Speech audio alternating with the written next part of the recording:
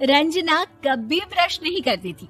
उसे कितनी बार उसके माँ बाप ने डांटा, लेकिन उसका कोई असर उस पर होता ही नहीं था, जिस कारण से उसके दांत पीले पीले हो जाते हैं।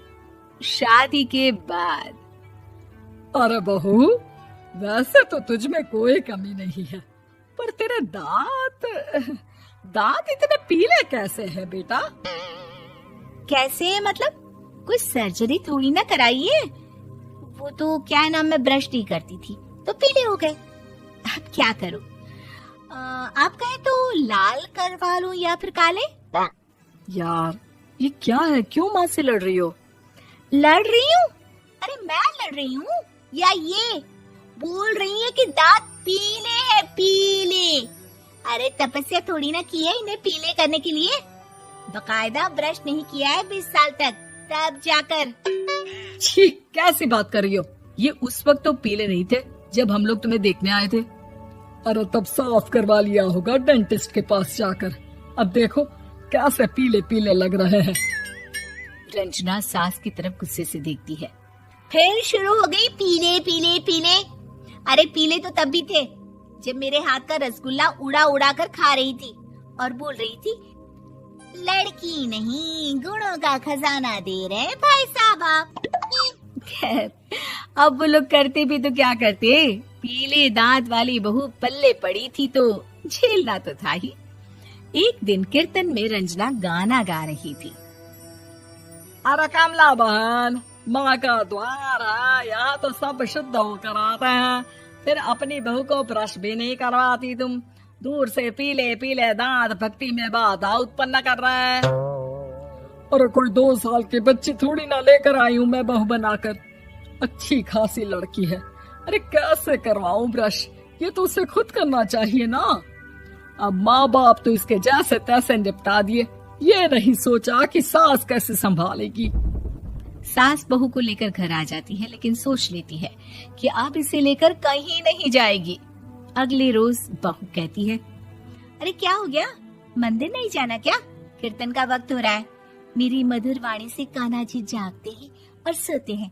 आप तो जानती है ना उनकी भक्ति में कितना मन लगता है मेरा। वो क्या है ना, तबीयत ठीक नहीं लग रही है मेरी, आराम करूंगी मैं। तबीयत ठीक नहीं लग रही? अभी तो मिथुन के गाने पर नाच रही थी आप, और अब बोल रही है कि तबीयत ठीक नहीं लग रही। अरे भक्ति में मन लगा लो सासू माँ, ऊपर जाना है, क्या मुंह दिखाओगी आप? हाँ? सास को बहू की बात पर गुस्सा आ जाता है। मैं क्या मुंह दिखाऊंगी, इसकी चिंता तो ना कर, समझी? अपने मुंह की चिंता कर, जो ये पीले पीले दांत लेकर हर जगह पहुंच जाती है। पता है लोग कितना मजाक बनाते हैं।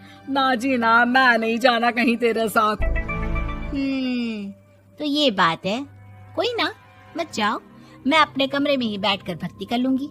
ऊपर वाला दांत थोड़ी ना देखता है, मन देखता है, भावना देखता है। और अरे बस बस, तू सब कुछ दिखा, बस ये सफेद चमकदार दांत ना दिखाना किसी को, है? जा यहाँ से। बहू को सास की बात का कोई फर्क नहीं पड़ता, वो तो जैसी थी वैसी ही रह जाती है। सुबह नहाकर किचन में खाना बनाना, फिर खाना खाना, कीर्तन भजन करना और सो जाना। एक दिन, माँ जी मैं सहेली के घर जा रही हूँ, शाम को लेट आऊंगी। हाँ, तो जाना, मैंने कौन सा तेरी आरती करनी है घर पर बैठकर। रंजना सहेली के घर जाती है, जहाँ वो पार्टी में जाने की तैयारी कर रही होती है। अरे शिखा, कहाँ जाने की तैयारी कर रही है? मैं गलत वक्त पर आ गई क्या? अरे नहीं यार, उल्टा सही वक्त पर आई है। मैंने ये साड़ी और ज्वेलरी निकाली है यार, शाम को इनके ऑफिस की एक पार्टी में जाना है। बताना कैसा लग रहा है ये सब? नहीं यार, इस ड्रेस के साथ तो वो वाली ज्वेलरी अच्छी लगेगी। हाँ, सही बोल रही है, मैंने ध्यान ही नहीं दिया। वैसे तो हमेशा से मस्त फैशन सेंस रखती है। तो बड़ा जाती होगी ना पति के साथ पार्टी में। रंजना कुछ नहीं बोलती, बस सोचती है कि यार काश ये बात सही हो जाती, पर मैं क्यों नहीं जाती पार्टी में? क्या इन लोगों की कोई पार्टी होती नहीं होगी? रंजना घर आती है और रात में पति से सवाल करती है, एक बात बताइए, आप मुझे किसी पार्टी में क्यों नहीं ले जाते? क्या आपके यहाँ ऑफिस में पार्टी नहीं होती? पति बेचारा क्या कहता कि दांत पीले हैं तुम्हारे इसलिए। अरे कोई पार्टी होती नहीं हम लोगों के ऑफिस में, तो कहाँ से लेकर जाऊं? और मार्केट, मॉल, कहीं वीकेंड घूमना, कहीं तो। अरे यार, सारे हफ्ते में एक छुट्टी मिलती है, तो सोचता हूँ कि आराम ही कर लूं। क्यों? रंजना मन मार के रह जाती है। पहले कभी सास के साथ मंदिर जाया करती थी, लेकिन वो भी सास ने ले जाना बंद कर दिया। घर बैठी बैठी रंजना बोर हो जाती है। तभी उसे आइडिया आता है और वो मायके जाने का सोचती है। सासू माँ, 2 दिनों के लिए मम्मी के घर जा रही हूँ। अच्छा अच्छा, ठीक है, आराम से जा। और हाँ, माँ से कुछ अच्छी आदत सीख कर आना कि कैसे शरीर के हर भाग की तरह दांतों की सफाई भी जरूरी होती है, समझी? शुरू हो गई ना आप। वो लोग आपकी तरह नहीं है कि छोटी छोटी बात का बतंगड़ बना दे। उन लोगों के लिए मैं मायने रखती हूँ, ना कि मेरे पीले पीले दांत। रंजना माँ को बिना बताए उन लोगों को सरप्राइज देती है, लेकिन जैसे ही वो दरवाजे पर पहुंचती है, अंदर देखती है कि घर वाले कहीं जा रहे होते हैं। अब माँ, काश रंजना दीदी के दांतों वाली प्रॉब्लम नहीं होती, तो वो भी हम लोगों के साथ चलती ना बुआ जी की बेटी की शादी में। हाँ बेटा, लेकिन अब उसे कौन समझाए कि उसको उसके पीले दांत नहीं दिखते, लेकिन उसके आसपास के लोगों को कितना एम्बैरेसिंग फील कराते हैं। मुझे तो कितनी बार उसके स्कूल की टीचर ने शिकायत की कि उसके साथ कोई लड़की बैठना भी नहीं चाहती, और ना ही कॉलेज में कोई उससे बात करना चाहता था।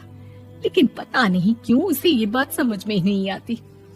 कोई कमी नहीं है उस लड़की में, बस यही कि दांत पीले हैं।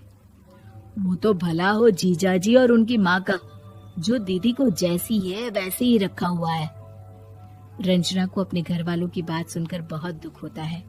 वो सोचती है कि वो क्या करे, लेकिन फिर वो सीधा डेंटिस्ट के पास जाती है, अपने दांत चमकाती है और कसम खाती है कि वो रोज ब्रश करेगी। अरे क्या हो गया?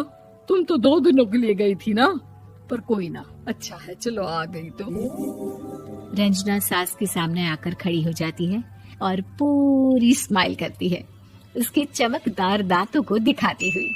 है? चले मंदिर। माँ, मुझे माफ कर दीजिए, मैंने आप लोगों को बहुत एम्बैरेसिंग फील करवाया। मैं आज से रोज ब्रश करूंगी।